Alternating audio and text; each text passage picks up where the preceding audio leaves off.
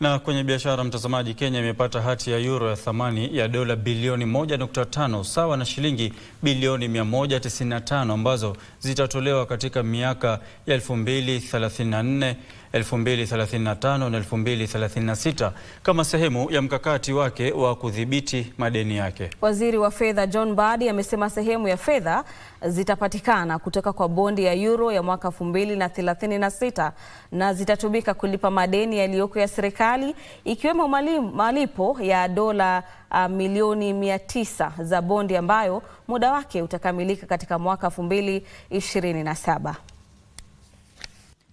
Waziri wa fedha John Mbadi amesema kiwango cha mwisho cha malipo ya bondi hiyo kitategemea hitaji kuambatana na maombi ya zabuni yanaendelea na ambayo matokeo yake yatabainika juma lijalo.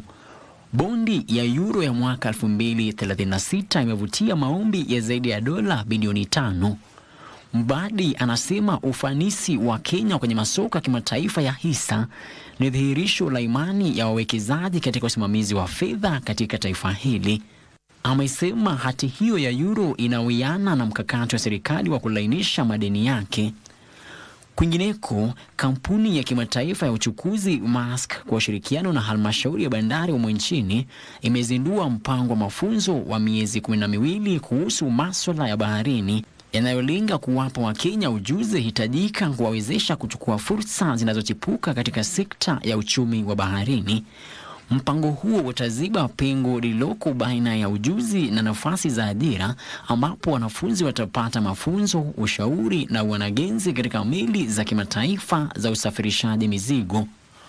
This event marks a significant milestone for the port of Mombasa, the maritime sector, our national economy. The year-long training for these young seafarers aboard the Maersk vessels underscores our country's growing reputation as a source of skilled labor for the maritime industry. Mwishowe, kampuni za Kenya zimehimizwa kukumbatia mbinu zitakazowajumuisha vijana wa Gen Z katika uwanda wa ajira.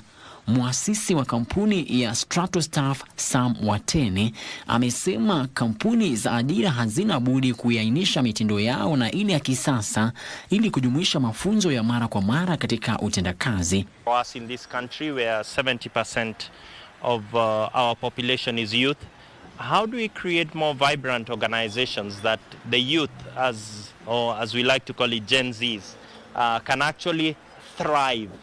Places where they are proud to work, they are proud to do the jobs that they do, and where they actually deliver satisfaction not only for themselves but for the customers that they actually work for.